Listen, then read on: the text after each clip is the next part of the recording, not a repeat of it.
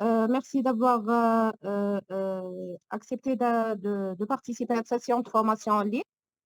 اليوم إن شاء الله عندنا évaluation et gestion de la douleur. Elle sera présentée par le docteur Bouhalis. Elle est médecin spécialiste en anesthésie réanimation CPMC. Il y a Centre Pierre et Marie Curie, Alger. Docteur Bouhalis, vous m'entendez? Oui, je vous entends, Madame Safti. Merci. Alors, sans plus tarder, on va commencer, Inch'Allah, si vous voulez bien commencer le partage. Bon, le partage, c'est bon, hein, on va partager. Hein. Commencer la communication tag. Au fur et à mesure, si vous avez des questions, s'il vous plaît, posez-vous dans le chat. On va, Inch'Allah, Dr Bouhalis va vous répondre, Inch'Allah, au fur et à mesure. Merci. تفضلي Dr Bouhalis. Je vous suis, أنايا من عندي صحة. D'accord. Merci, Madame Safti. Bonjour tout le monde. Voilà, c'est Dr Bouhalis. Je suis médecin réanimateur anesthésiste en CPMC.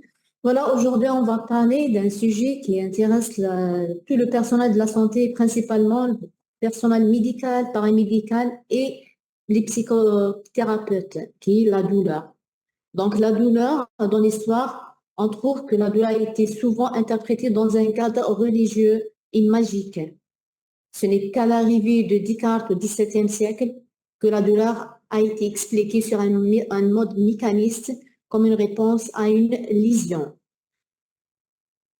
Je voudrais avant tout ça vous donner le plan qu'on va suivre durant cette formation.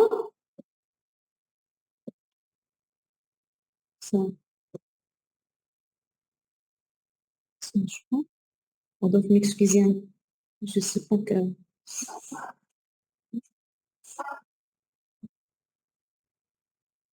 M'excuser, je ne sais pas.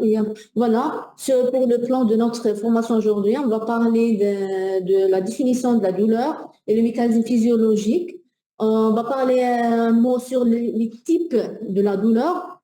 Après, c'est l'évaluation de la douleur et prise en charge de la douleur. On va discuter un peu le rôle de l'infirmier dans la prise en charge de la douleur et on va terminer avec un cas clinique. Voilà, comme je vous ai dit, c'est au XVIIe siècle que la douleur elle a été considérée comme une réponse à une lésion. D'ailleurs, il dit là, Descartes, que la douleur n'est plus ni moins qu'un système d'alarme dont la seule fonction est de signaler une lésion corporelle. Donc, il y a une lésion, donc la douleur, elle va nous dire, attention, il faut chercher cette lésion.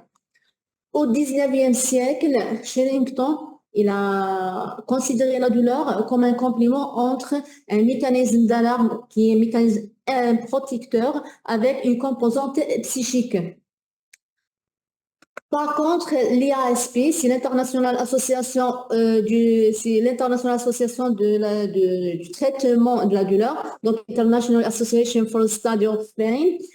Elle a défini la douleur comme une expérience sensorielle, émotionnelle, désagréable, associée ou ressemblant à celle associée à une lésion tissulaire réelle ou potentielle. C'est un peu compliqué cette définition, mais on va se la simplifier.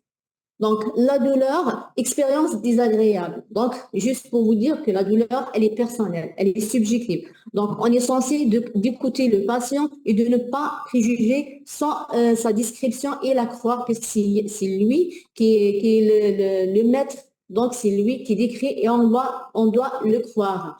Donc, c'est une expérience émotionnelle et sensorielle. Donc, il y a une composante physique, c'est la lésion, et il y a une composante psychique aussi, associée ou ressemblant à celle associée à une lésion tissulaire.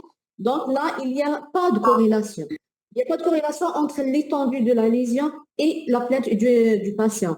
Pour cela, il faut toujours faire attention, ne pas regarder la lésion. Des fois, il n'y a même pas cette lésion, mais la douleur, elle est là. C'est pour cela on dit elle est réelle. Donc, il y a une lésion bien potentielle, probablement elle est là, mais on ne la découvre pas. Donc, la douleur, souvent sur le plan terminologique, la douleur en général, la douleur elle est souvent considérée comme on l'utilise pour l'atteinte physique. Il y a une atteinte de la peau, il y a une atteinte d'un organe, donc ça déclenche une douleur. Et ça entraîne une souffrance, et la souffrance, elle est toujours, et souvent, elle est psychique. Donc, ça se passe dans la tête du patient. La douleur, elle est multidimensionnelle, donc elle a plusieurs composantes. C'est pas juste j'ai mal, mais j'ai mal et je vis ce mal. Donc il y a une composante sensorodiscriminative. Ça veut dire quoi? Donc quand j'ai mal au niveau de ma main, donc ça je décris exactement l'endroit. Et l'intensité, j'ai un peu mal, j'ai trop mal, donc ça c'est discrimination. Je décris la douleur, sa localisation, son intensité. Ça, c'est l'une des composantes de la douleur. Il y a une composante cognitive. Comment j'interprète cette douleur? Peut-être ça dépend de l'expérience de la personne. Donc, peut-être il la considère comme une purification. Donc, il va supporter. Quelqu'un, il la considère comme un châtiment du Dieu. Donc, ça dépend des connaissances ou bien des expériences de la personne en matière de la douleur. Il y a une composante émotionnelle, c'est comment il va la décrire. Et il y a une composante comportementale, comment je réagis vis-à-vis de cette douleur. Je crie, je pleure, ça dépend du patient. Donc, ce sont les trois composantes de la douleur. Donc, sensorodiscriminative, souffrir dans sa chair. Si on indique l'intensité, le lieu et l'aspect de cette douleur, il y a une composante affective, donc souffrir dans le cœur. C'est une douleur désagréable, pénible. Ce sont les expressions qui sont utilisées par le patient. Cognitif, c'est souffrir dans sa tête. Comment il interprète cette douleur selon ses expériences. Et comportementale, peut-être une réaction verbale, peut-être juste une réaction, une adaptation, une situation, une position ontologique qui va adopter le patient. Tout ça, il doit attirer notre attention qui va servir par la suite pour son évaluation et sa prise en charge. Je ne vais pas m'étaler sur ça.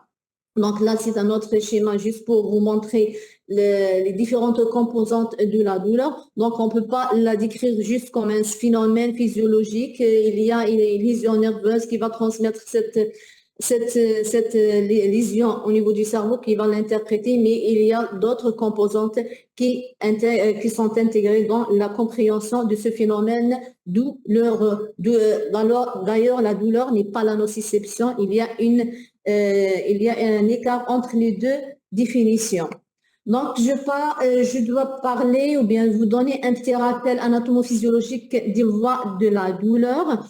Sinon, comme ça, vous pouvez comprendre les traitements ultérieurs et l'intérêt de chaque médicament par rapport à son niveau d'action. Voilà, ça, c'est le système nerveux central et périphérique. Pour vous rappeler, le système nerveux central est constitué par la moelle épinière et le cerveau. Le cerveau, il y a les deux hémisphères cérébraux, le cervelet, et il y a le tronc cérébral. Le système nerveux périphérique, il est constitué des nerfs. Il y a les nerfs crâniens. C'est les 12 paires crâniennes qui sortent du cerveau, exactement du tronc cérébral. Et il y a les nerfs spinaux qui sortaient de la moelle épinière. Ils sont répartis sur tout le corps humain. Donc, ils servent d'une liaison entre les organes, les différents organes et le système nerveux central. Je répète, le système nerveux central, c'est le cerveau, la moelle épinière. Le système nerveux périphérique, ce sont tous ces nerfs qui sont dispatchés, bien se répartis sur tout le corps humain. Tous les organes sont énervés et qui vont transmettre toutes les informations vers la moelle épinière, puis vers le cerveau. Donc ça, juste un petit si là, vous voyez là, ça c'est un clou. Si ça me touche, donc ça va déclencher une douleur au niveau de la plante du pied qui sera transmise à travers un nerf jusqu'au niveau de la moelle épinière. Puis par la suite, elle sera transmise vers le cerveau qui va interpréter cette douleur. Voilà, on va un peu détailler, essayer juste de me suivre.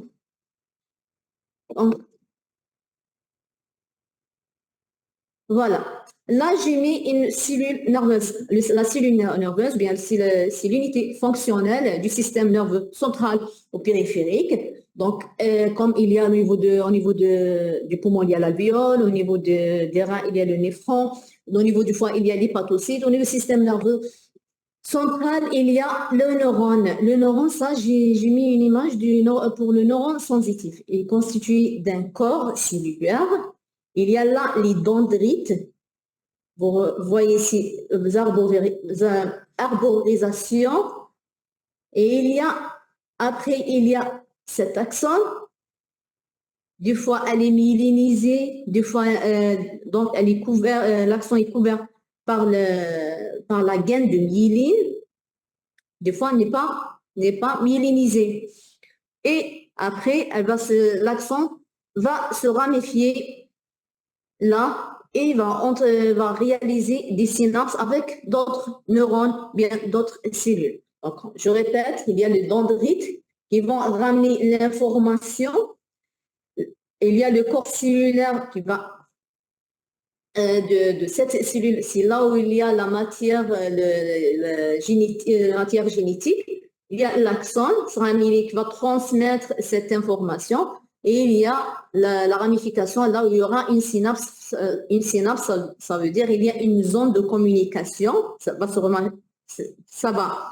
Elle va se ramifier pour créer se diviser là. Et ça va permettre de créer des lésions avec d'autres cellules nerveuses. Voilà, c'est ce qu'on appelle une synapse. Là, il y a ce neurone plutôt, cette synapse, c'est là, c'est ce neurone. Et deuxième neurone, elle est là. Donc, premier neurone, deuxième neurone, et la communication se fait.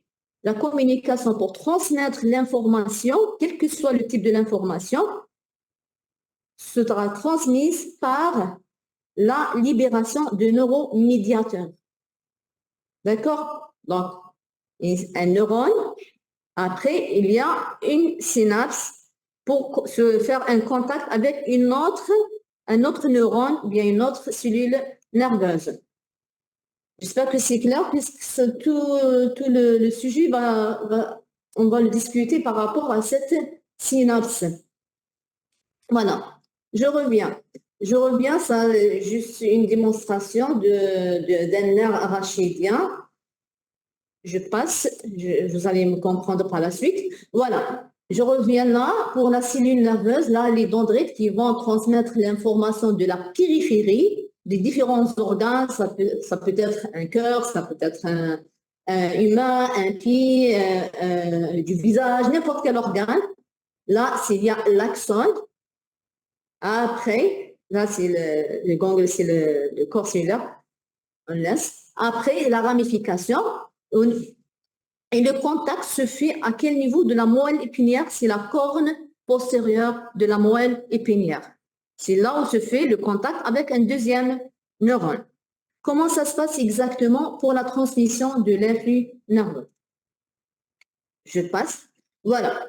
Regardez là. Là, il y a cette personne. Là, il y a une source de chaleur qui va donc brûler le pied de cette personne. Ça va transmettre cette sensation de brûlure, sera transmise suivez-moi, vers la moelle épinière. Et à partir de la moelle épinière, ça va aller au niveau central. On verra ça. Donc, c'est une autre description, c'est la même chose. Là, il y a une plie. Il y a une plaie au niveau du doigt, il y a une plaie au niveau de la main de ce bonhomme. Donc, cette information, là, il y aura une transmission de cette information à travers ce qu'on appelle les détecteurs au niveau de ces dendrites, les détecteurs de l'influx nerveux et nociceptif. Quand je dis nociceptif, ça veut dire douloureux. Donc, il y aura une transmission vers la moelle épinière ici. Et à partir, voilà, exactement au niveau de la corne postérieure, regardez là, au niveau de la corne postérieure, puis au niveau central, et le premier relais, c'est le thalamus. Juste, je reviens en arrière. Pardon, pour vous me compreniez. Pardon. Je ne sais pas pourquoi ça.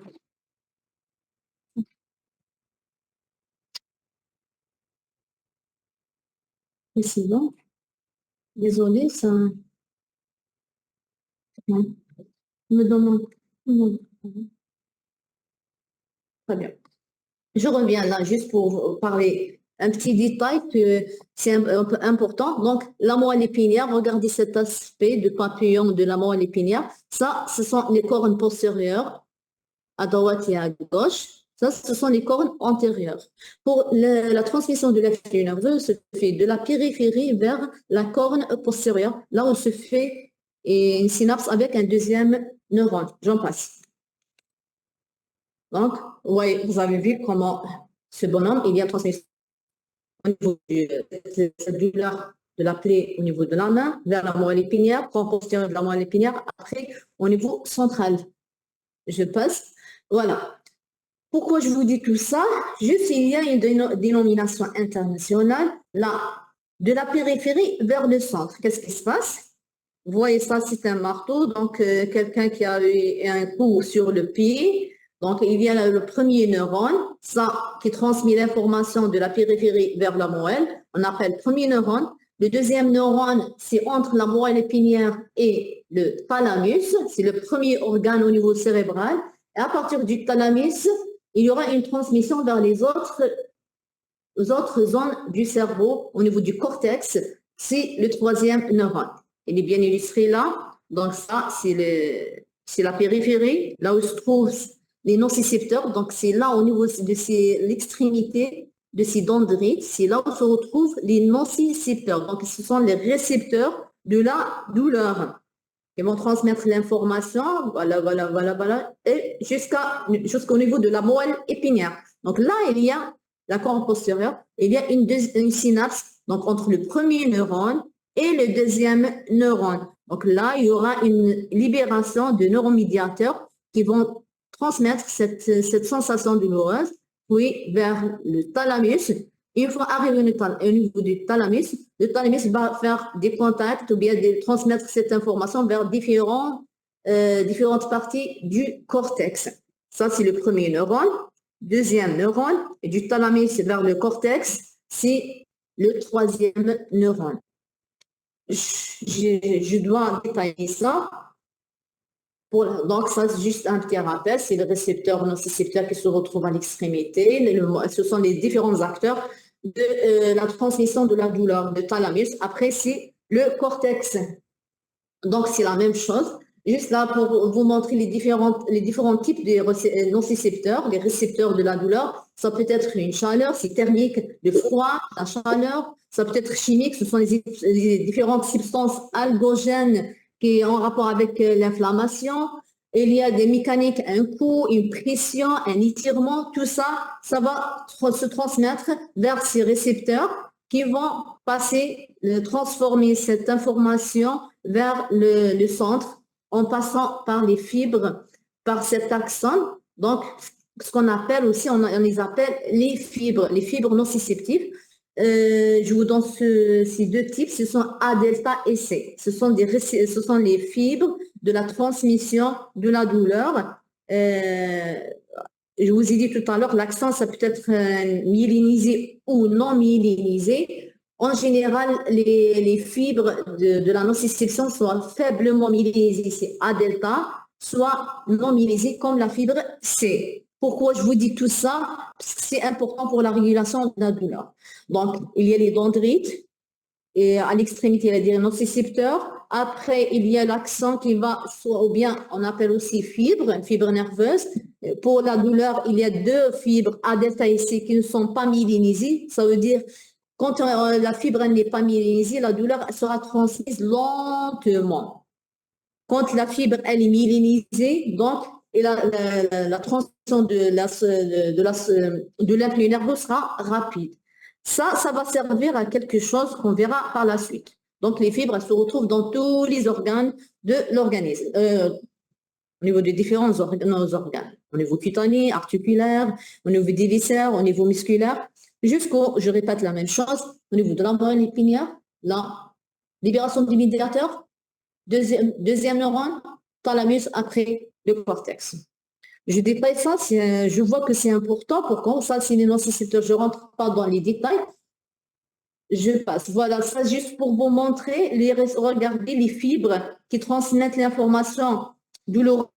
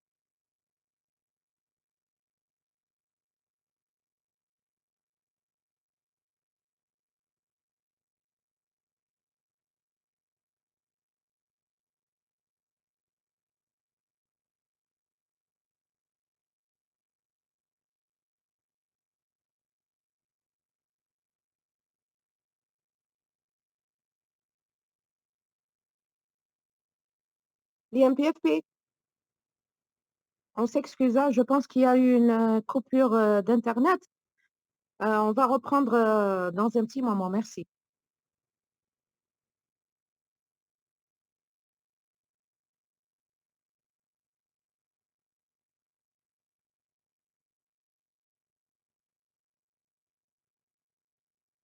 IMPFP.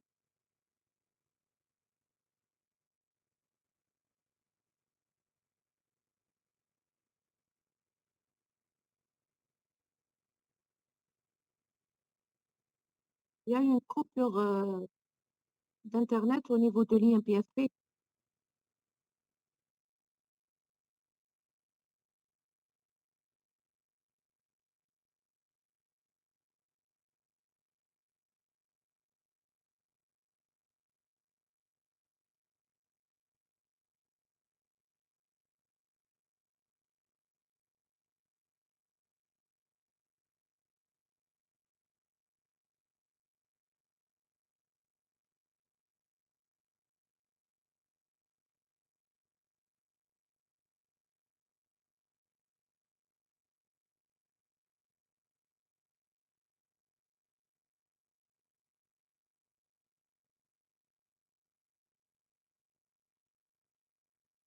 C'est bon, vous l'êtes comme l'Internet.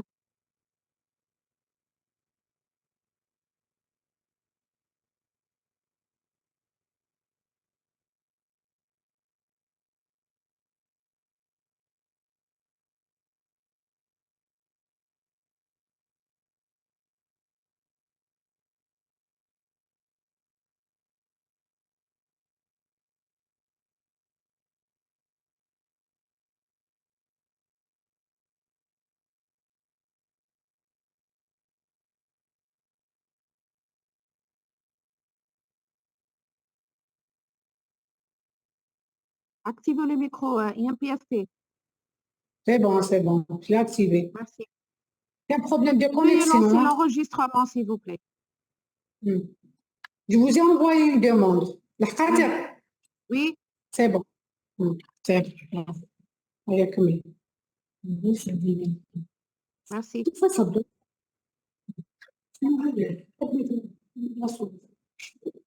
J'en ai rien. C'est bon. Voilà, c'est bon.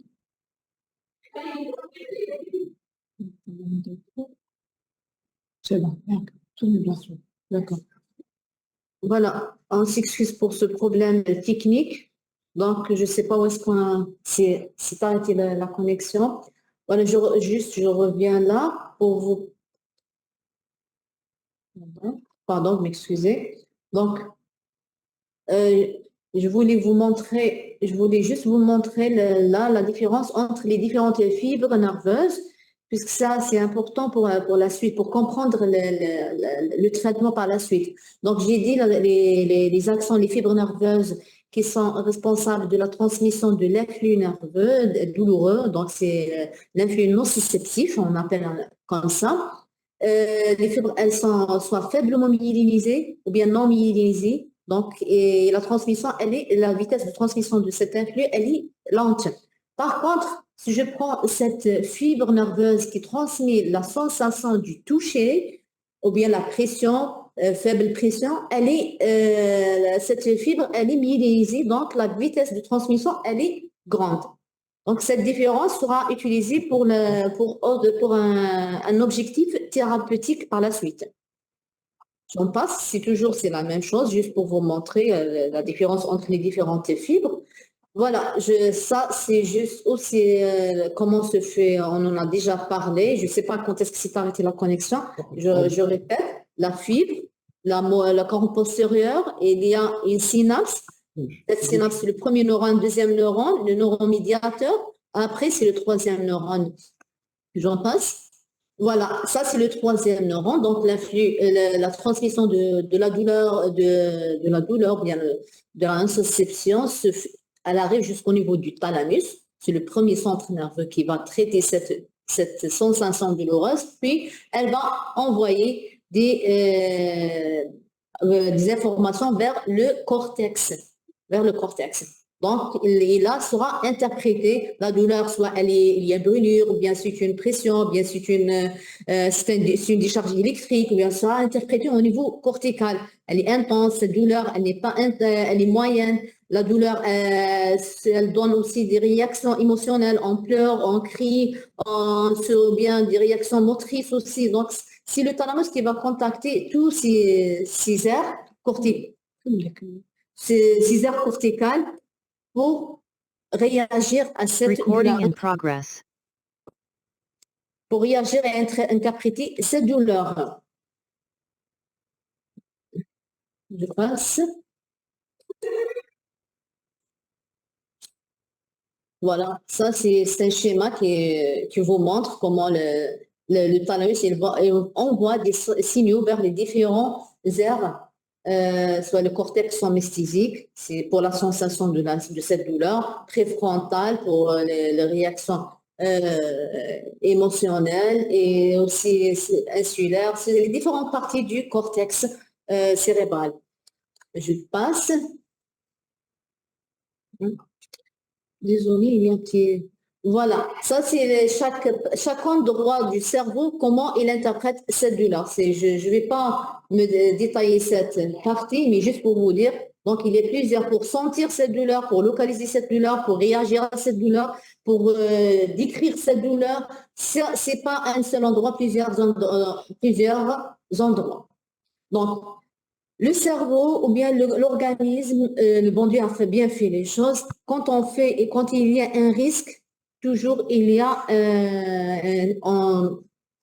une stimulation, bien on avise un système d'alarme ou bien on avise un système de défense. Donc lorsqu'on sent qu'il y a une douleur, le cerveau il détecte cette douleur, rapidement il essaie de l'atténuer. Donc, c'est diminuer cette sensation douloureuse ou la supprimer. Ce qu'on appelle la modulation, bien le contrôle de la douleur. Comment se fait? Tout simplement, se fait à différents niveaux, soit au niveau de la moelle épinière, au niveau de la corne postérieure de la moelle épinière. C'est là où il y aura une inhibition de cette transmission de la douleur. Comment se fait? Je vais vous en parler de ça.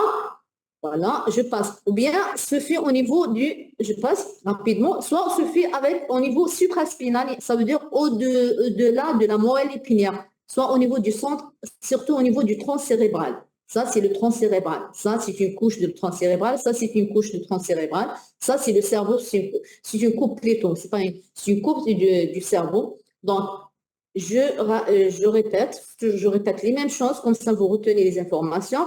Il y a une lésion tissulaire, disons il y a une lésion tissulaire et les nocicepteurs vont transformer cette lésion comme un influx douloureux, c'est la transduction, jusqu'au niveau de la moelle épinière. Oui, c'est ce qu'on appelle la transmission. Après, il y aura un passage vers le thalamus, là. Après le thalamus, c'est les signaux vers le cortex. Une fois cette information, elle arrive, il y a un autre système, le système de modulation, il y a d'autres structures qui seront recrutées pour diminuer cette sensation douloureuse. Regardez ça en gris. Il y a plusieurs substances, comme cette substance PAG, c'est la substance grise périaquidicale. Donc, il y a plusieurs locus. Il y a ça, cette partie aussi du tronc cérébral. Ils vont sécréter des substances comme la noradrénaline, l'enképhaline ou bien la sérotonine. Toutes ces substances vont agir au niveau de la synapse, entre la première et deuxième neurone, au niveau de la moelle épinière pour inhiber cette transmission douloureuse. Donc, tous les médicaments qu'on donne à nos patients, quand vous avez mal, vous avez des maux de tête, vous avez des maux, des douleurs abdominales, tout ce que vous prenez comme antalgique va renforcer ce système de modulation. Donc, ça va entraîner soit on augmente la sécrétion des enképhalines, des endorphines, ce sont des opioïdes, c'est l'équivalent de la morphine endogène, mais ça c'est endogène, c'est les enképhalines, pas. Il y a la noradrénaline, il y a la sérotonine. Donc, tous les médicaments vont agir en renforçant soit ce système, soit au niveau, voilà, c'est toujours, pardon. Désolée, je voulais que ce soit clair. Donc, je reviens vers la modulation. J'ai dit, ça se fait soit au niveau de la moelle épinière. La moelle épinière au niveau de... Qu'est-ce qui se passe? Ça, c'est la synapse dont je vous ai parlé tout à l'heure. Donc, il y a un nocicepteur, les fibres A delta AC, au niveau de la corne postérieure, ils transmettent cette douleur. Mais ce qui se passe, c'est qu'il y a un interneurone qui va inhiber cette transmission. Comment ça se fait? C'est grâce à la stimulation des fibres du toucher, bien de la pression. Disons que je me suis cogné la main, j'ai reçu un coup. Donc, rapidement, qu'est-ce que je fais? Au lieu que les fibres A delta et C au niveau de la peau transmettent cette douleur et je le sens la douleur, rapidement, qu'est-ce que je fais? Je fais une petite pression, bien je touche cette zone, là où j'ai reçu un coup. Donc là, quand je fais comme ça, je fais une pression, bien je touche cette zone, je sollicite les fibres A delta et A bêta. A bêta, tout à l'heure, je vous ai dit, elles transmettent la douleur, elles transmettent la sensibilité du toucher rapidement. Donc, et comme ça, j'inhibe cette sensation de la douleur. C'est une compétition. C'est une compétition entre la transmission de l'influx nerveux douloureux et la transmission de cet influx nerveux du tact ou bien du toucher. Je ne sais pas si c'est clair ou non, mais ça, c'est la base du traitement de ce qu'on appelle les TENS.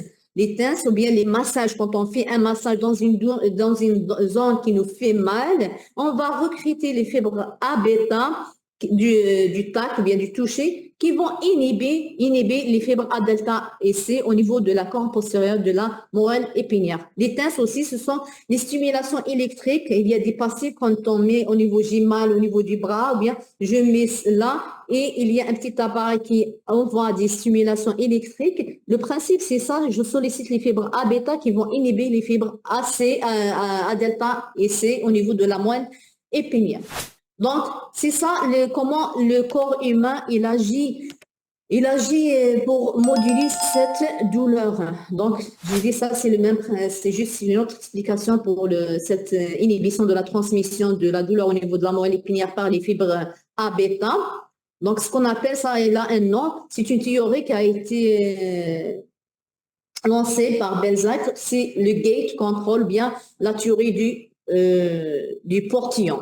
J'en passe. Donc, ça, juste pour vous dire, c'est la même chose. C'est un nocicepteur, le moelle épinière, la transmission de flux nerveux. Après, c'est le système supraspinal. Donc, c'est les structures supérieures de la moelle épinière qui vont sécréter soit l'endorphine, soit la noradrénaline, soit la sérotonine au niveau de cette synapse pour inhiber la sensation douloureuse.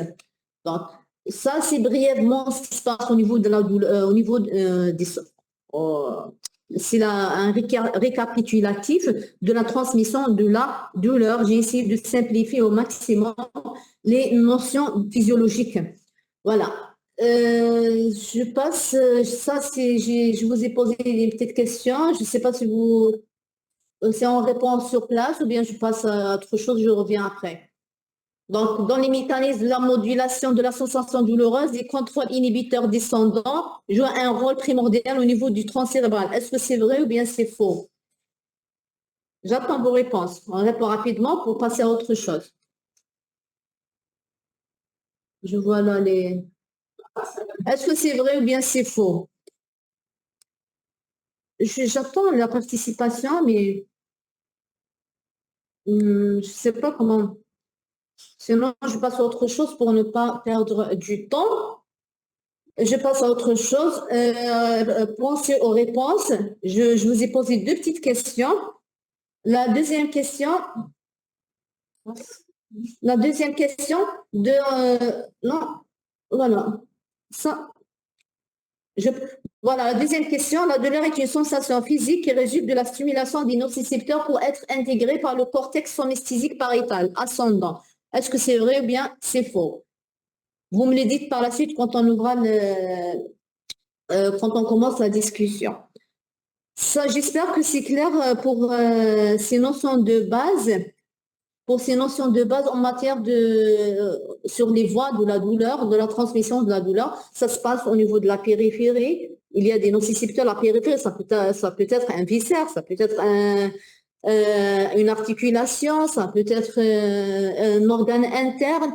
Donc, ils vont transmettre cette information de la douleur vers la moelle épinière corne postérieure, deuxième neurone vers le thalamus vers le cerveau.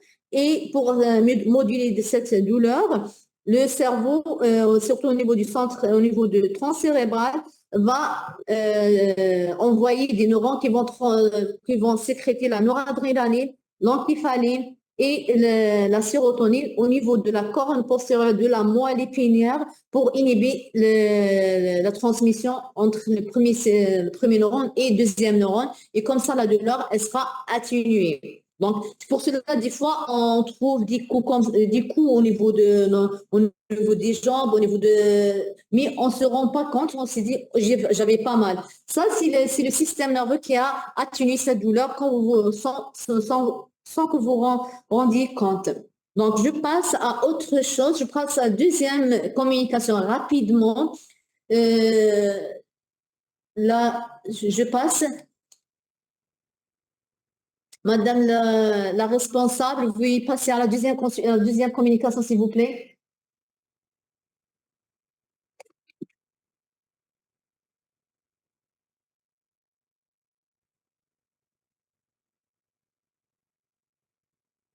Le deuxième, c'est là? Non, c'est le numéro 2. Numéro 2. Non, c'est pas celui-là, c'est les types. Voilà.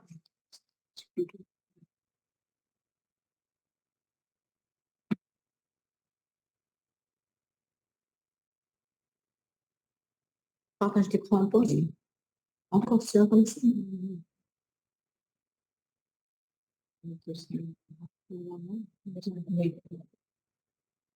C'est bon. Merci. Donc, on passe à la deuxième partie de cette conférence. C'est les types de la douleur. Je vais faire vite et... Pardon. Voilà.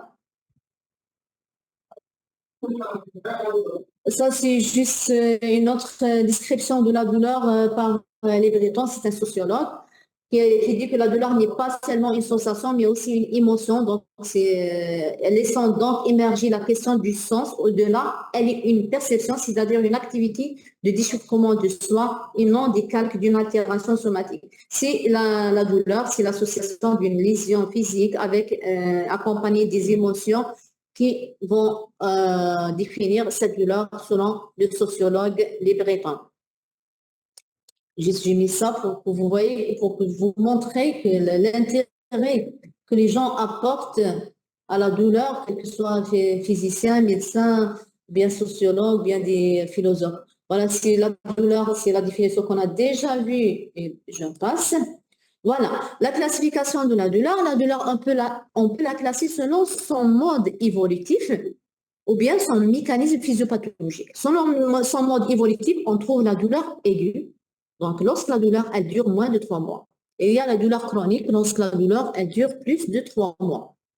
Et selon le mécanisme physiopathologique, donc comment cette douleur a été déclenchée, on trouve les douleurs nociceptives, les douleurs neuropathiques et les douleurs nociplastiques.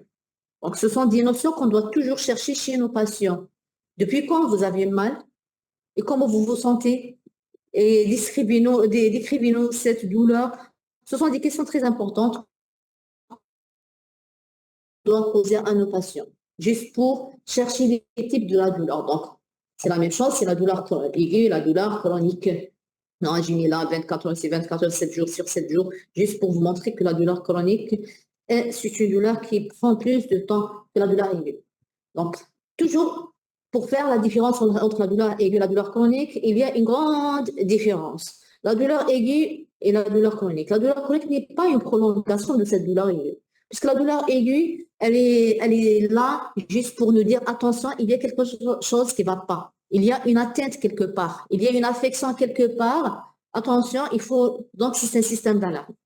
Donc, une fois le problème générateur de cette douleur est réglé, ou bien il est géré, c'est bon, la douleur disparaît. Donc, la douleur disparaît. En général, elle dure moins de 3 mois. Et selon l'organe, ça peut durer quelques jours, quelques semaines, mais toujours en général, selon les sociétés savantes, sont d'accord sur cette durée inférieure à 3 mois. Par contre, la douleur chronique, c'est une douleur qui persiste. C'est une douleur qui persiste malgré la guérison, s'il y avait une lésion d'ailleurs. S'il y avait une lésion, c'est une douleur disons que le malade il a fait une polycystictomie. Il est guéri, c'est bon, c'est cicatrisé, tout est rentré dans l'ordre, mais la douleur, elle est là, elle est permanente. Donc, c'est une... Pardon?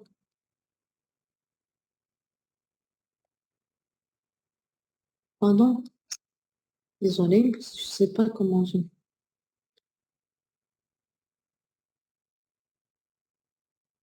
Donc, c'est la douleur,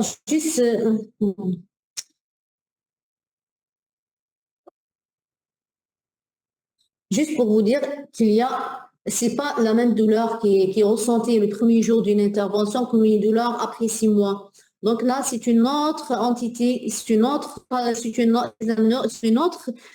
situation, c'est une douleur qui est devenue une maladie. C'est pas en rapport avec une lésion, bien c'est une maladie en elle-même. Donc le patient, il vit dans un cercle vicieux. Donc là, j'ai mis là, la douleur chronique n'est pas une douleur aiguë qui dure. Parce que la douleur aiguë, elle a des caractéristiques spécifiques. Elle disparaît avec la disparition de l'origine de cette douleur. Donc, c'est un système d'alarme. L'objectif, c'est de protéger le corps et de réagir pour guérir pour la guérison. Je fais maladie, il fait NEDM, il a des douleurs thoraciques, on fait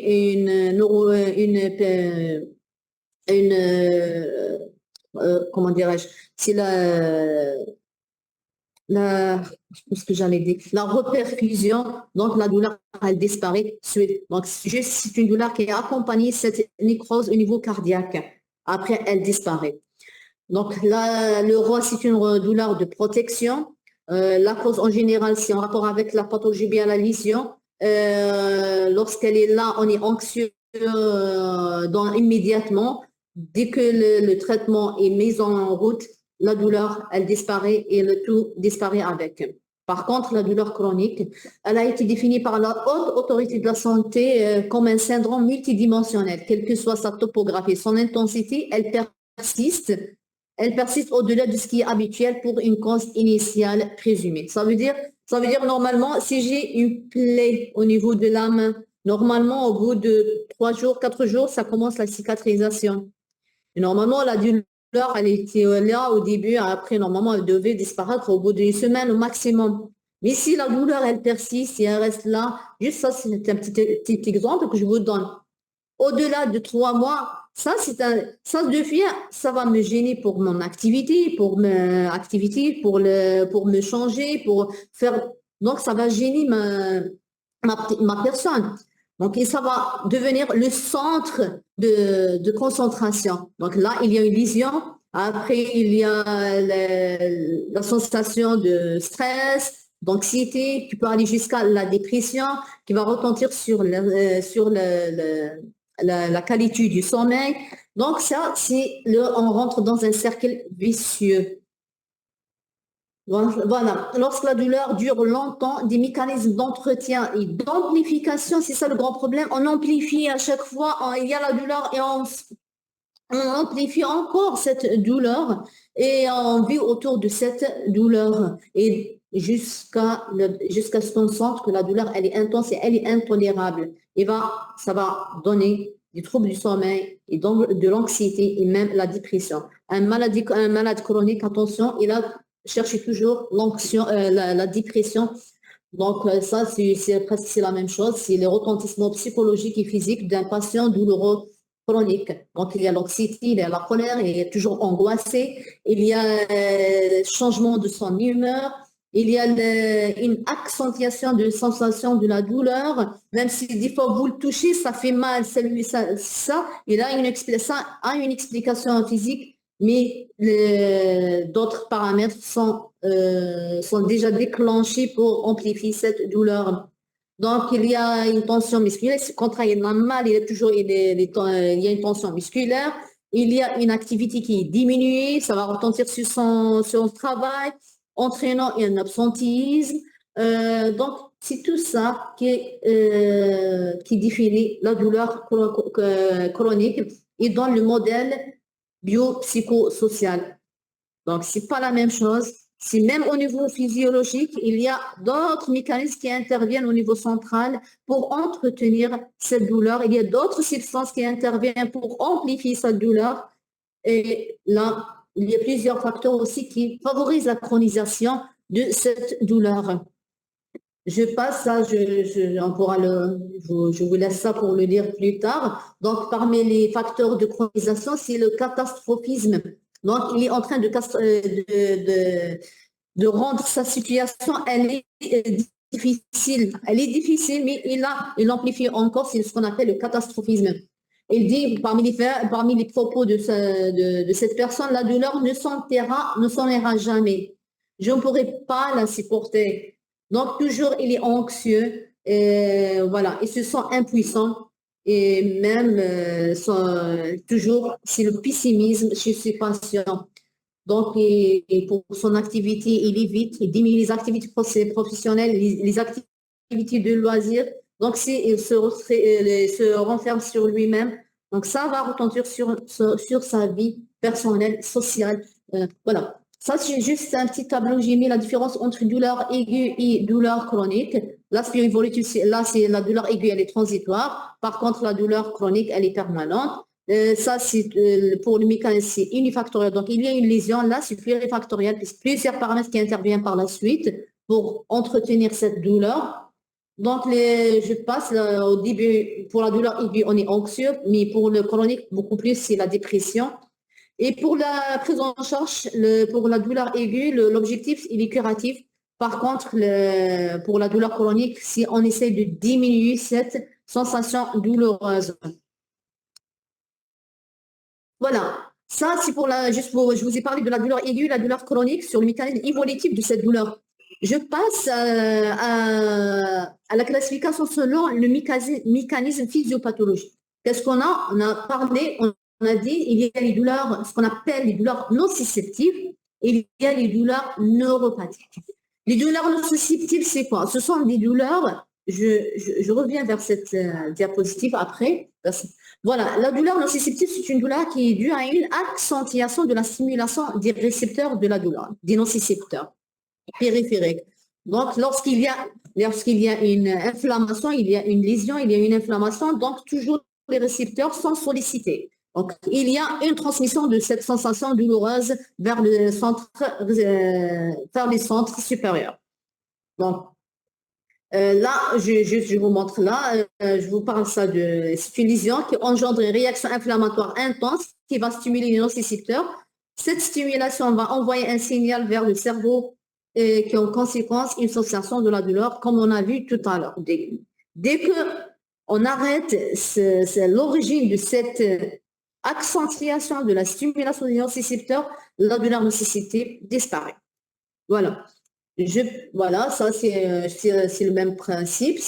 Lorsqu'on parle d'une inflammation, là où il y a une lésion, il y a une inflammation. Là où il y a un coup, une exposition je ne sais pas, à la chaleur, ou bien il y a n'importe quel phénomène qui va détruire la membrane cellulaire de n'importe quel organe, entraîne une inflammation. Et ça va sensibiliser les nocicepteurs et hyperactivité de ces nocicepteurs et ce qu'on appelle les douleurs nociceptives plutôt. Lorsqu'il y a une arthrite, donc il y a une inflammation de l'articulation, donc une arthrite, ça c'est une douleur nociceptive. Il y a une brûlure, donc ça c'est une douleur brûlure. Je me suis fait brûler par de l'eau chaude. Donc, ça va stimuler les nocicepteurs qui sont transmises vers là. Ça, c'est une douleur nociceptive. Voilà, je passe. Désolé, ça bloque de temps en temps, je ne sais pas comment. Donc, voilà. Cliniquement, comment le patient il décrit cette douleur? Il dit je sens un écrasement, je sens un broiement, je sens des torsions. Comme je vous dis, elle peut concerner n'importe quel organe, la peau, l'os. Lorsqu'il y a une fracture, quand on se fracture, ça déclenche une douleur nociceptive puisqu'il y a une inflammation et ils vont stimuler les nocicepteurs. Donc, aussi au niveau des viscères, quand on fait une cholécystite, une péritonite, n'importe quelle pancréatite, ça entraîne, c'est une douleur nociceptive. Je passe. Suivant. Non, je ne veux pas ça. Voilà, regardez là, il y a une douleur, il y a une inflammation, il y a une arthrite, donc c'est une douleur nociceptive. Là, c'est aussi au niveau j'ai un coup au niveau du dos, donc c'est une douleur nociceptive. Pour les douleurs neuropathiques, les douleurs neuropathiques, c'est un autre mécanisme. Il y a là une distraction du système somatosensoriel. Tout à l'heure, je vous ai montré le système nerveux central, le système nerveux périphérique. Donc, c'est lorsqu'il y a une atteinte de l'un de ces deux systèmes nerveux, on aura une douleur neuropathique. Donc, c'est une atteinte des nerfs, une lésion des nerfs. C'est ça, c'est la douleur neuropathique. Ça devient le neuropathique. Donc, il y a une pathologie des nerfs. Quand un malade, il fait un AVC, donc, il y a une atteinte du système nerveux central. Donc, là, c'est une douleur neuropathique. Il y a une douleur neuropathique. Il y a les deux, justement, et lorsqu'il y a une compression pour les tassements vertébraux, il y a une compression d'un nerf, et au début, ça peut être inflammation nociceptive, mais par la suite, quand la chronisation, ça devient neuropathique. C'est une douleur neuropathique. Donc, il faut faire une différence entre les deux.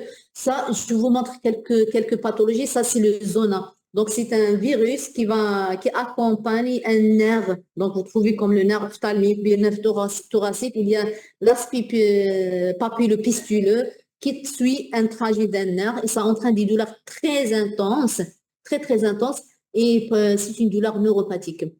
Là, la neuropathie diabétique, le patient, il vous dit, je sens que je suis en train de marcher sur l'éponge.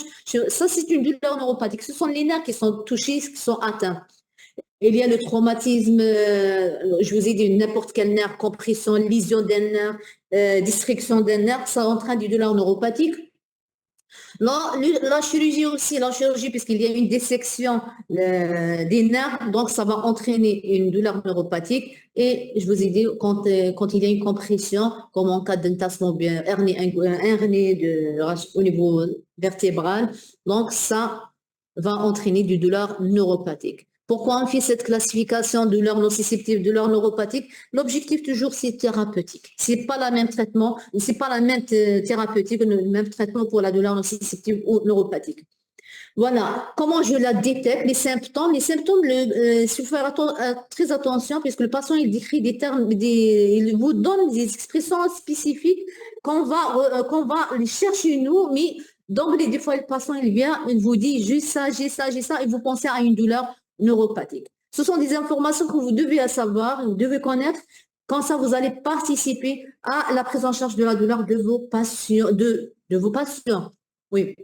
Donc, toujours, c'est le questionnaire, on pose des questions et on fait un examen clinique et on fait des tests, surtout puisqu'il y a le nerf, donc il y a un problème soit de la sensibilité, soit c'est la sensation de je sens pas quelque chose. Donc, c'est le nerf qui transmet normalement l'influx nerveux qui est touché. Donc, on fait des tests par un examen clinique pour chercher la sensibilité et la motricité aussi. Je passe. Donc voilà, ça, je vous donne quelques expressions que le patient vous dit, j'ai sensation de décharge électrique. Comme étant c'est de l'électricité. Ça peut être une brûlure. Je sais comme c'est le feu dans cette zone qui lui fait mal. Des fois, il vous dit fourmillement. On dirait que c'est des fourmis qui marchaient sur cette zone qui lui fait mal. Ou bien des picotements, donc des piqûres comme ça. Ou bien des manches, ça me fait gratter. J'ai toujours le soin, je veux gratter cette zone. Bien engourdie, c'est une zone qui est engourdie. Ou bien je touche je sens un froid, je sens le froid dans cette zone douloureuse. Voilà les expressions qui attirent notre attention. On se dit, attention, ça, il a une douleur neuropathique. Donc, il y a une atteinte nerveuse quelque part. Donc, voilà, ça, c'est la même chose, c'est la description, c'est les différents termes utilisés par le patient. Voilà, c'est le principe, c'est une lésion d'un nerf, regardez, qui va entraîner une modification de la transformation et la transmission de l'influx nerveux qui sera interprété au niveau central avec telle sensation. J'en passe. Voilà, ça c'est juste, j'ai mis là un tableau comparatif entre la douleur nociceptive et la douleur neuropathique. Ça peut être, voilà. Là, c'est toujours au niveau nociception, c'est la lésion d'un tissu. Là, pour la neuropathique, c'est la lésion d'un nerf, d'un plexus, d'une racine nerveuse. Pour les principales étiologies pour la nociception, c'est l'inflammation, c'est l'ischémie, c'est le traumatisme, c'est le cancer au début. Et pour les douleurs neuropathiques, c'est comme le zona, c'est les douleurs. En général, c'est toute atteinte qui suit un nerf. Donc, les polyneuropathies, le traumatisme radiculaire. Voilà, les caractéristiques de la douleur, là, elle est aiguë en général, elle est continue, elle est intermittente. Mais elle peut être chronique, comme les arthrites, les maladies inflammatoires chroniques, avec des poussées, avec rémission, poussée, rémission. Par contre, pour les douleurs neuropathiques, il y a toujours un fond permanent avec les sensations que je vous ai déjà montrées. Et de temps en temps, il y a une accentuation, ce qu'on appelle les axes paroxystiques. Voilà, dans les examens, donc c'est en général pour la nociception, c'est une douleur au niveau de la lésion. Pour la douleur neuropathique, ça suit le trajet d'un nerf. Pour le traitement, on verra que la nociception, ce sont les antalgiques de l'OMS. Par contre, la neuropathie, c'est une autre classe de traitement, ce sont les antidépresseurs et les antiépileptiques. Voilà. Ça, et je dis un mot pour les douleurs nociplastiques. Les douleurs nociplastiques, ce sont des douleurs là où il n'y a pas ni accentuation de la nociception, ni la douleur atteinte des nerfs. On appelle nociplastique des douleurs dont l'origine n'est pas expliquée. Actuellement, il disait qu'il y a un problème de la modulation de la douleur, parmi lesquels le côlon irritable, la fibromyalgie, les céphalées chroniques. Donc, ce sont les douleurs, ce qu'on appelle nociplastiques. Donc, souvenez-vous, pour le mécanisme physiopathologique, les douleurs neuropathiques, nociceptives et, troisièmement, c'est les douleurs nociplastiques. Et peut le malade avoir les douleurs nociceptives et neuropathiques à la fois, on parle des douleurs mixtes. On passe à la prochaine communication. Madame la responsable, est-ce qu'on peut passer à la deuxième à la troisième plutôt, à la troisième présentation, s'il vous plaît.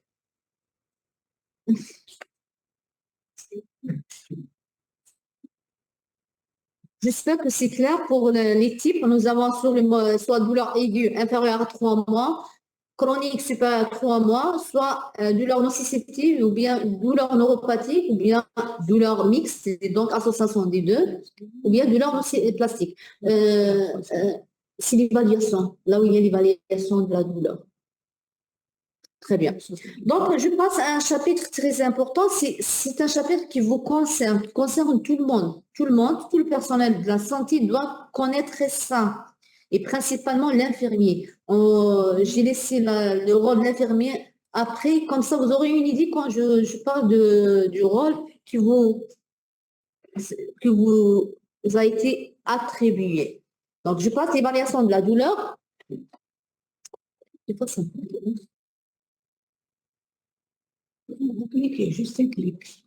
Juste un clic. Voilà. Pourquoi évaluer? Donc, juste pourquoi on évalue? Pour identifier les patients douloureux, bien algiques, pour prendre une décision thérapeutique. Donc, c'est un peu compliqué. La douleur n'est pas simple, elle est complexe, surtout la douleur chronique. Donc, on essaie de simplifier, de parler un langage commun qu'on comprend. Donc, quand je dis, je prends la tension artérielle, je vous dis la tension, elle est à 18-10, directement, vous comprenez que le malade, il est en hypertension. C'est la même chose pour la douleur. On essaie d'évaluer la douleur pour simplifier le langage, que tout le monde parle la même langue, et ça va faciliter la prise en charge. Toujours l'objectif, c'est la thérapeutique. Donc, c'est pour prendre une décision thérapeutique adaptée, pour améliorer la relation médecin-malade, bien soignant-malade. Donc, pour permettre aux équipes soignantes d'utiliser des critères communs et de contrôler le traitement. Et une chose importante, c'est la traçabilité dans le dossier du malade. Donc, quand est-ce que j'évalue la douleur? Toujours lors de l'admission du patient et selon la symptomatologie du patient. Et on doit évaluer cette douleur avant et après chaque soin qu'on fait. Après les actes douloureux, je vais faire un pansement pour une plaie chirurgicale. Bien, donc ça fait mal. Attention, la douleur évaluée avant et après. Un examen à visite diagnostique, vous allez placer une sonde vésicale, ça fait mal.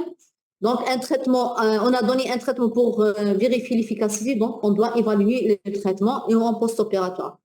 Donc, comment j'évalue la douleur? On a déjà parlé d'une partie.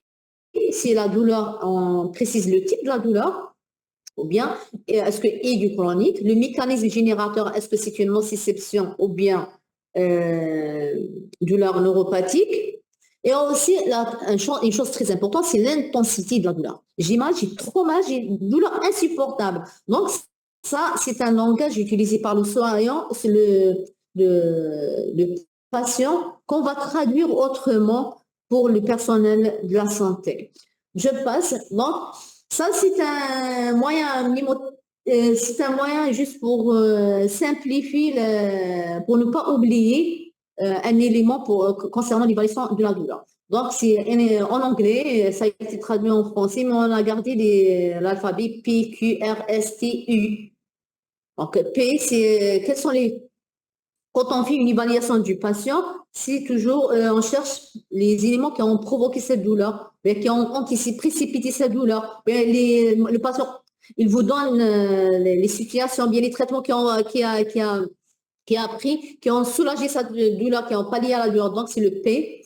Le Q, c'est la qualité des caractéristiques de la douleur, donc le langage utilisé par le patient. R, c'est la région où est-ce qu'elle est la douleur et son irradiation, où est-ce qu'elle va, cette douleur. S, c'est la sévérité des symptômes qui sont associés à la douleur, comme le manque du sommeil, donc comme le retentissement sur l'activité. Donc, le temps, c'est quand est-ce qu'elle apparaît cette douleur, est-ce qu'elle est permanente, est-ce qu'elle est paroxystique, combien elle reste de cette douleur, puis elle disparaît ou bien elle disparaît jamais. Et le U, c'est understanding. Donc, c'est la compréhension et la signification de la douleur pour le patient. C'est la composante, on cherche cette composante cognitive de la douleur. Comment il l'interprète, ça c'est important. Et l'impact, le I, c'est l'impact de cette douleur sur la qualité de vie, sur la qualité de vie du patient. Donc, les outils. Un autre élément je vais vous montrer aujourd'hui, que vous devez l'utiliser dans vos pratiques quotidiennes, c'est les outils de l'évaluation. Donc, on a parlé PQR, STU, mais il y a des outils qui nous facilitent la précision de l'intensité de la douleur principalement. Donc, ces outils facilitent l'évaluation, objectivent les symptômes, améliorent la communication professionnelle entre les entre personnel paramédical ou médical et même les psychothérapeutes. Et ça va permettre d'adapter le traitement. Donc, c'est l'intervention, ça veut dire les interventions thérapeutiques. Ce sont des échelles. Donc, si les outils d'évaluation, ce sont des échelles qui ont été accordées par les sociétés savantes pour évaluer la douleur, soit la douleur elle-même, soit la douleur et son retentissement sur la qualité de vie du patient. Il y a des échelles de l'auto-évaluation, ça veut dire que c'est le patient lui-même qui répond aux questions, soit hétéro-évaluation. Les échelles d'hétéro-évaluation, ça veut dire là, le patient il ne peut pas communiquer, il ne peut pas parler, il y a un trouble cognitif, il y a un problème de l'audition, il y a un problème de vision. Donc, on passe à une hétéro-évaluation qui se fait par une autre personne, soit ses parents, soit l'infirmier si le malade il est hospitalisé. Donc, c'est quelqu'un d'autre qui va évaluer. Donc, ça juste pour l'échelle d'auto-évaluation, les échelles, on a unidimensionnelle et multidimensionnelle. C'est un peu compliqué, mais essayez de me suivre. Donc, auto-évaluation, ça veut dire que c'est le patient qui évalue sa douleur. Ça va concerner soit un paramètre de la douleur, soit plusieurs paramètres de la douleur. Le plus connu, c'est l'intensité de la douleur. Donc, unidimensionnelle, que vous devez connaître. Donc, on évalue l'intensité de la douleur. Est-ce qu'elle est sévère? Est-ce qu'elle est moyenne? Est-ce qu'elle est faible? Donc, ce qu'on appelle l'auto-évaluation unidimensionnelle. Quelles sont les échelles? Les échelles, il y a l'échelle visuelle analogique. Ce sont des termes que peut-être c'est nouveau pour vous, mais vous devez les connaître et vous lisez après sur ça. Il y a l'échelle numérique et il y a aussi l'échelle verbale simple. Ça, c'est le E. Désolé s'il y a une erreur là. Ça, c'est un E.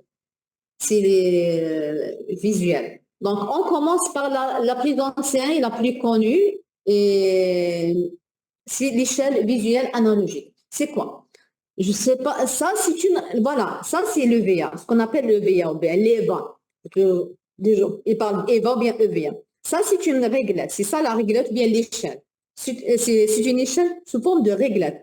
Il y a, voilà, ça, je montre comme ça. Voilà. Il y a deux façades. Il y a une face. Cette face, ça peut être vide. Ça peut être juste comme ça. Vous pouvez même la fabriquer vous-même avec du papier. Cette partie, elle est vide. Cette face concerne le patient. Et cette face concerne le soignant. Le soignant, ça peut être vous, ou moi, ou bien un psychothérapeute. Mais voilà. Comment je fais? Je dis au patient, dites-moi, si vous n'avez pas de douleur, ou bien vous avez une douleur. Là, cette partie, on lui montre comme ça sous forme horizontale.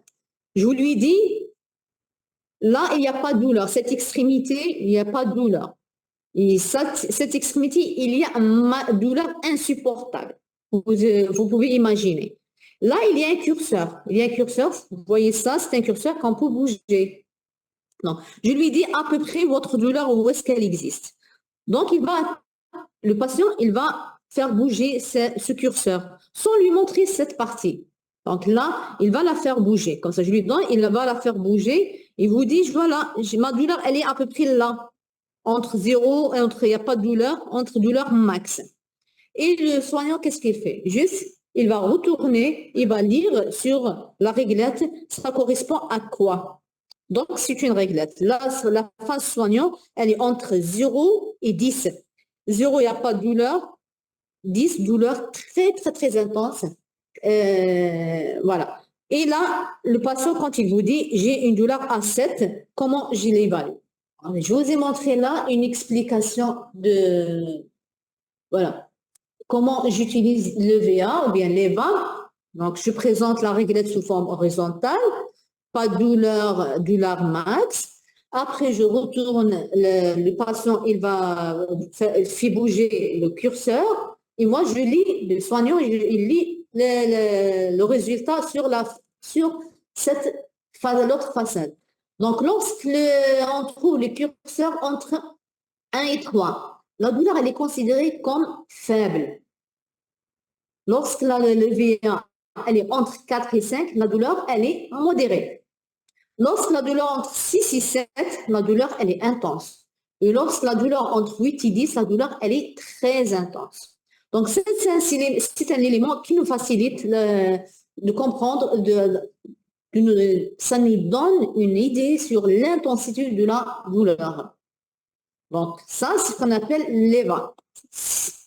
L'EVA, maintenant, actuellement, c'est beaucoup plus utilisé pour les travaux scientifiques, puisque c'est pas tout le monde qui dispose de ça, et c'est pas tout le monde qui peut comprendre comment l'utiliser. Il y a une autre échelle, ce qu'on appelle l'échelle numérique simple. L'échelle numérique simple, c'est tout simplement, on peut dessiner sur une feuille comme ça, une ligne entre 0 et 10, on lui dit à peu près combien la douleur, mais on lui dit verbalement, votre douleur entre 0 et 10, 0 il n'y a pas de douleur, 10 c'est une douleur insupportable, à peu près combien vous me donnez comme valeur pour décrire pour évaluer votre douleur. Il vous dit, j'ai une douleur à peu près à 5. Après, vous pouvez n'intervenez pas au début. Et si vous voyez le malade, il vous dit 10, alors que cliniquement, il ne se plaint pas. Et cela, ça veut dire qu'il y a une exagération. Mais juste, il faut lui expliquer, il faut qu'il comprenne exactement ça veut dire quoi. Donc, ça, ce qu'on appelle l'échelle numérique. Donc, en 0,10, je dis, voilà, j'ai mal. Le patient, je dis, j'ai mal. Voilà, la douleur, 0 et 10. 0, vous n'avez pas mal du tout. 10, la douleur, elle est insupportable. À peu près, votre douleur, où est-ce qu'elle existe? Où est-ce qu'elle est? Entre 0 et 10, il vous donne un chiffre que vous devez le mentionner dans le dossier du patient. C'est une traçabilité. Moi, le lendemain, je viens, je trouve bien l'échelle numérique à 7, je me dis, waouh, le patient, il avait une douleur intense et je revois la thérapeutique et le traitement que reçoit le patient. Donc ça, vous devez le connaître. Ça fait partie du travail du médecin, d'un infirmier ça fait partie du travail d'un infirmier. C'est l'évaluation de la douleur. Donc voilà. Une autre échelle verbale simple, des fois même comme ça, le patient il ne comprend pas ce langage de nombres, de chiffres, comme ça. Donc, on revient à la langue, on lui dit entre 0 et 4, 0, vous n'avez pas de douleur, à peu près, plutôt, on lui dit, votre douleur, est-ce que vous avez une douleur? Est-ce que votre douleur elle est faible, elle est modérée, elle est intense, elle est très intense? Il vous donne un qualificatif et vous allez l'accorder bien, le relier avec une valeur entre 0 et 4. Ça, c'est l'échelle verbale simple. L'échelle verbale simple. Donc, voilà, il vient un patient, il ne comprend pas ça. Je lui dis, la douleur, comment elle est? Faible, modérée, intense, extrêmement intense. Il vous la décrit, c'est à nous de lui accorder un chiffre. Voilà, ça je vous ai montré, c'est une échelle du visage. Ça, c'est utilisé beaucoup plus pour les enfants ou bien pour les sujets non communicants. Donc, on regarde le visage du patient, on peut savoir sa douleur, elle correspond exactement à quelle intensité. Donc, entre 0 et 10. Donc là, cette échelle, je vous ai dit, l'échelle, ce sont d'auto-évaluation. L'échelle d'auto-évaluation, ce sont les patients qui décrivent, bien qui donnent une valeur ou bien qui décrit l'intensité de sa douleur. Donc, il n'y a que l'intensité de la douleur qui est prise en considération pour l'évaluer. Il y a d'autres échelles multidimensionnelles, donc surtout utilisées pour les douleurs, pour les maladies chroniques, qui traitent plusieurs paramètres, plusieurs qualificatifs. Ce sont les échelles multidimensionnelles. Donc, il y a plusieurs caractéristiques de la douleur qui seront étudiées, évaluées en dehors de l'intensité. Là, il y a le QDSA, le questionnaire de la douleur de Saint-Antoine.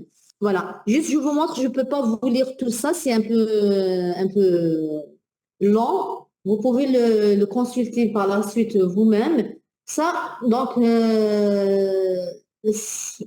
cette partie de A jusqu'à I, c'est les critères sensoriels de cette douleur. Regardez là, je vais H, il y a le picotement. Donc, vous lui donnez une valeur entre 0, il n'y a pas. 1, s'il y a elle est faible.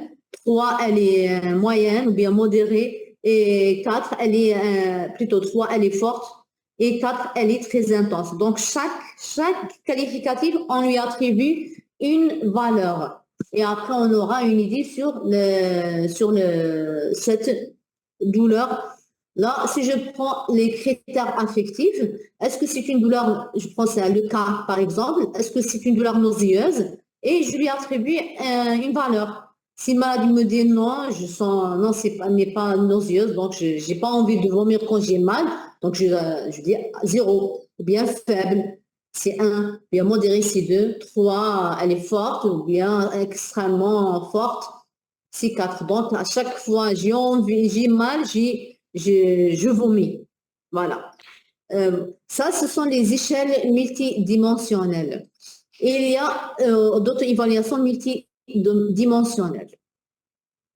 Ça, c'est toujours, je vous ai donné quelques exemples, je vous ai montré voilà. Il y a ça, le BPI. Le BPI, puisque moi, je travaille dans un centre anticancéreux, ça, il est destiné pour l'évaluation multidimensionnelle des patients cancéreux. BP, Oui, le Brief Pain Inventory. Yes.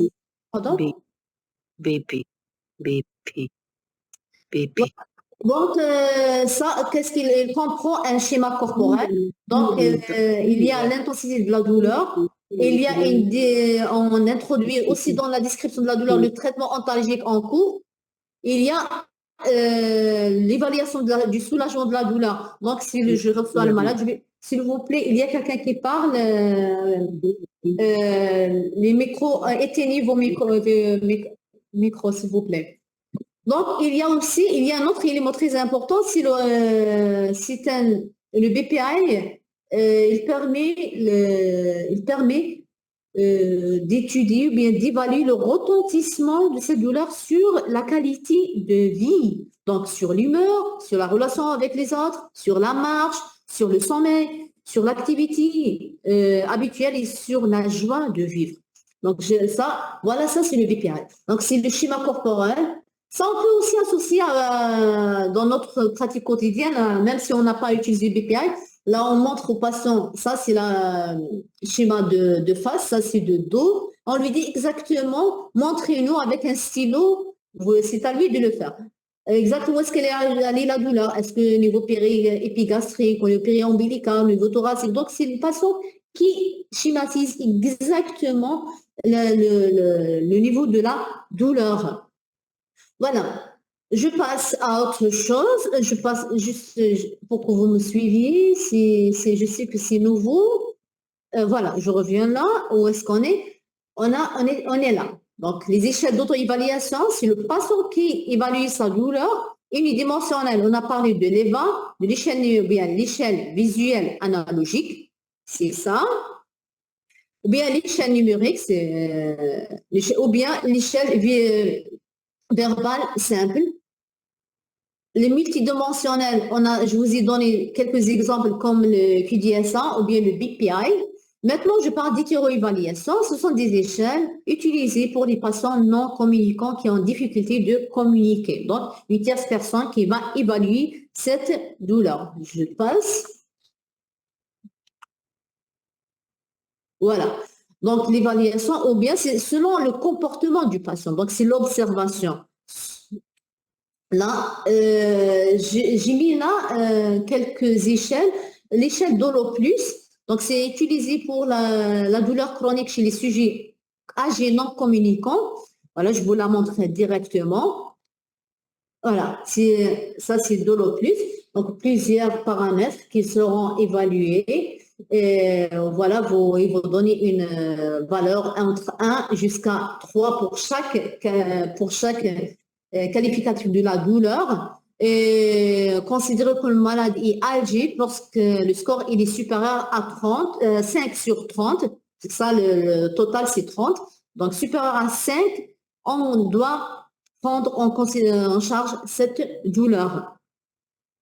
Ça, c'est le Dolo+. Pour la douleur chronique chez les sujets âgés non communicants, il y a l'Algo+. Algo+, c'est une échelle d'évaluation de la douleur chez les sujets âgés à la phase pour la douleur aiguë. Donc, vous êtes aux urgences, vous êtes de garde, ou bien aux urgences, et quelqu'un, il vient, un patient, sujet âgé, il vient, et la douleur, il crie, mais vous ne pouvez pas comprendre. Donc, vous allez essayer de suivre cette échelle d'évaluation, l'Algo+, pour savoir quel traitement donner exactement. Donc, un score égal ou supérieur à 2 doit être, le patient doit être traité. Donc, ça, c'est deux exemples d'échelle d'hétéro-évaluation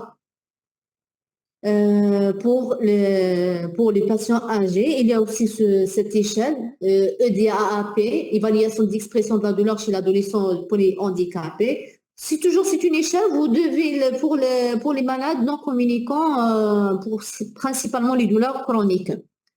Il y a aussi, pour la douleur chronique, c'est la description, bien l'évaluation de la composante anxieuse et la composante dépressive de la douleur. Donc, c'est l'échelle ATS. Voilà cette échelle, vous cochez. Et après, elle est supérieure à 7 pour la première partie, ou bien supérieure donc c'est la douleur, le malade il est anxieux, ou bien le malade il est dépressif selon le résultat du score. Ça, voilà. Ça, c'est pour la douleur nociceptive. Pour la douleur neuropathique, il y a un seul questionnaire, je ne dis pas un seul, il y en a plusieurs, mais le plus utilisé, c'est dans notre pays, c'est le questionnaire D1-4.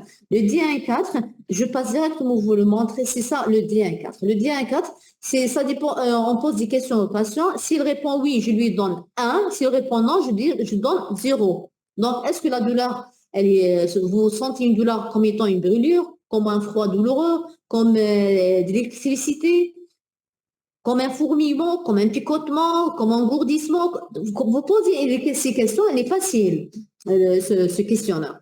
Après, vous cherchez ce trouble de la sensibilité. Donc, est-ce que vous sentez, quand vous touchez la zone qui lui fait mal, s'il y a une hypoesthésie, il ne sent pas cette douleur, bien, cette sensibilité au toucher, on dit hypoesthésie. Donc, ou bien, à la douleur, je fais une piqûre comme ça, avec quelque chose. Il y a une diminution de la sensation de la douleur, je donne 1. Ou bien, s'il a une diminution de la sensation au toucher, je donne 1.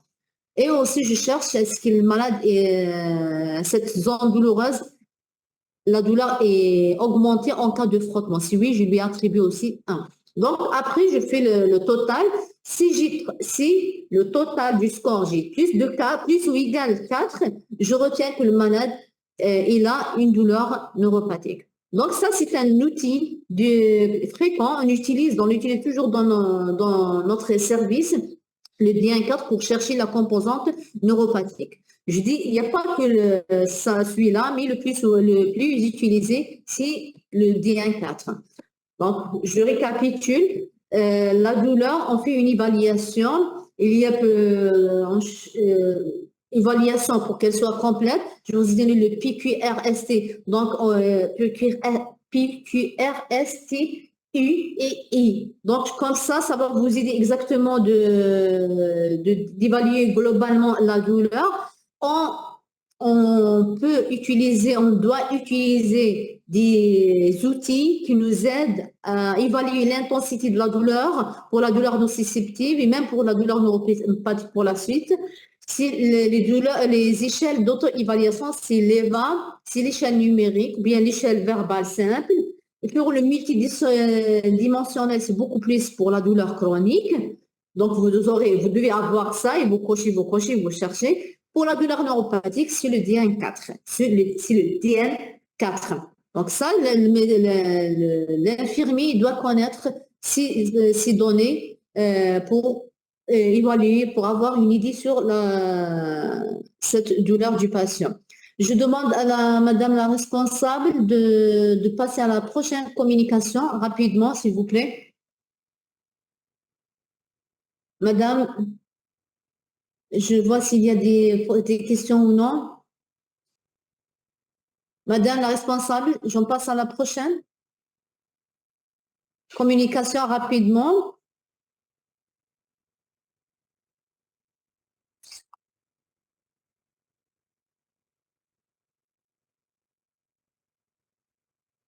Madame la responsable, je sais, j'ai pas la... Madame, est-ce que vous m'entendez? Est-ce que vous m'entendez? Oui, madame. Oui. Très bien. Donc, j'attends juste la responsable pour qu'on passe la prochaine communication. Si vous avez des questions, n'hésitez pas. Je profite de ce temps de, je dis pas de latence. Voilà. Est-ce que vous avez des questions par rapport à l'évaluation de la douleur? Ça, c'est important. Alors, je vous montre juste un dossier douleur pour que vous voyez. Madame la responsable. Coucou.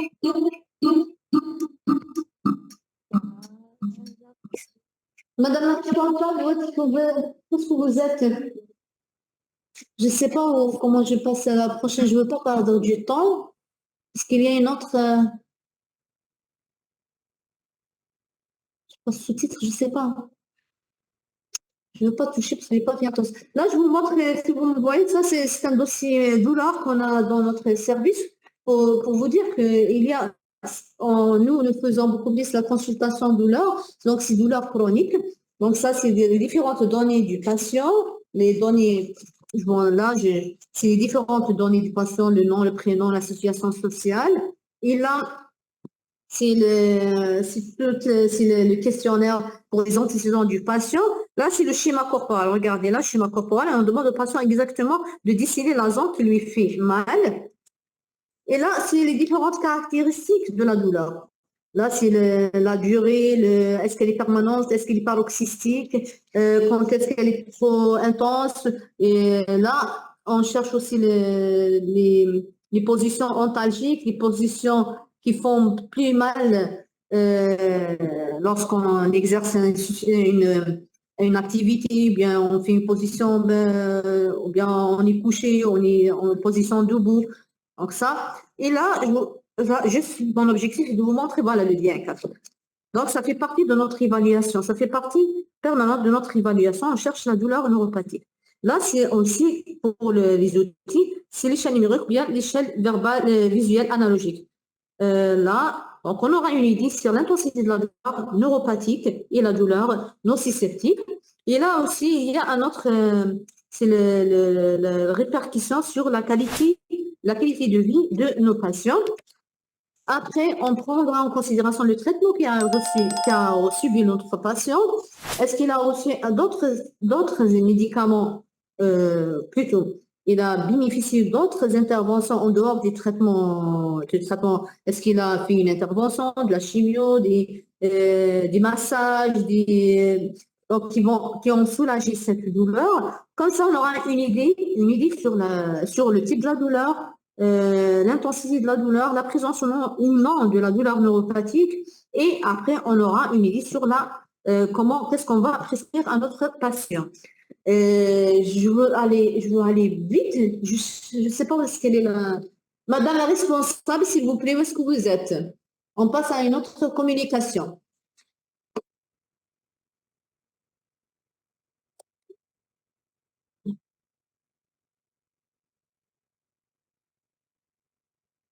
Madame,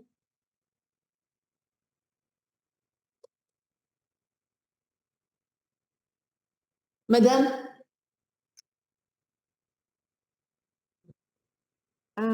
Docteur Bouhalas, vous avez un problème? non, je vais chercher la responsable puisque pour passer à une autre communication. Ah, d'accord. très grave. Je vais vous l'envoyer. Très grave. Ah, d'accord. Continuez. Donc, شوفي ولا عندك des questions ولا دوك نعيط لها. Merci. Voilà. Donc, je vous ai montré là, c'est le dossier douleur. Ça, normalement, ça devait être dans tous les dossiers des patients dans notre service. C'est pas aussi détaillé puisque ça, c'est la douleur chronique, mais au moins les échelles, les outils d'évaluation de la douleur. Si vous avez des questions, s'il vous plaît, posez-moi des questions puisque j'ai pas encore fini une partie très importante. C'est le rôle de l'infirmier dans la prise en charge de la douleur. Voilà. Je cherche là, je pense qu'il n'y a pas de questions. Voilà. On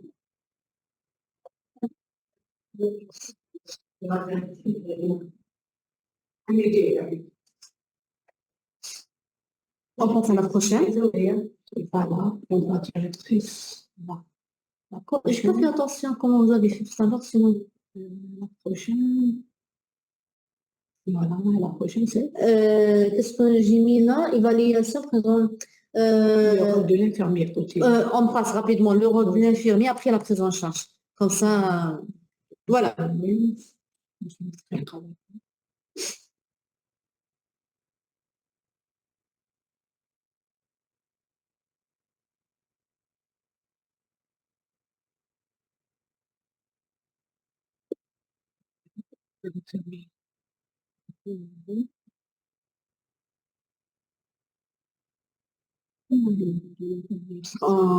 c'est la troisième Évaluation. évaluation. Non, c'est pas ça.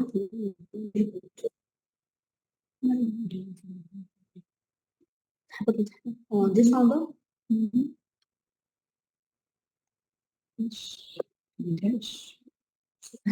Mise sans représentation, peut-être c'est ça, on verra. Là, c'est le numéro 1, c'est le numéro 1. C'est le numéro 1. Le rôle de l'infirmier, le rôle de l'infirmier, هذه un diapo. Voilà, هذه normalement le rôle de l'infirmier.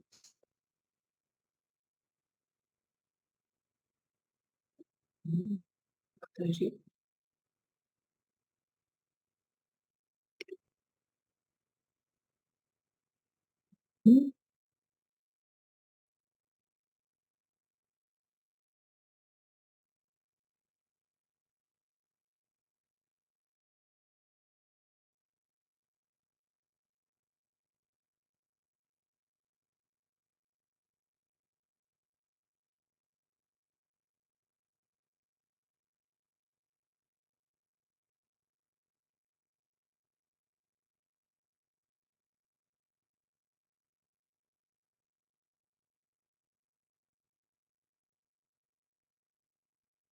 Recording stopped.